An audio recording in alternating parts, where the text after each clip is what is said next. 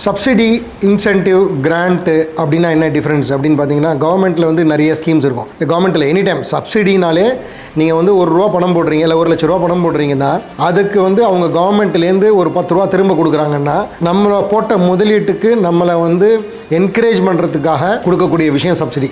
இது கவர்மெண்ட்டில் இருக்கலாம், எங்கே வேணாலும் இருக்கலாம். ஈவன் கடையில் போயிட்டு நீங்கள் ஒரு ஐட்டம் வாங்குறீங்க, அவன் வந்து ஒரு டிஸ்கவுண்ட்டுன்னு கொடுக்குறான். டிஸ்கவுண்ட்டுங்கிறது ஒரு சப்சிடி தான்.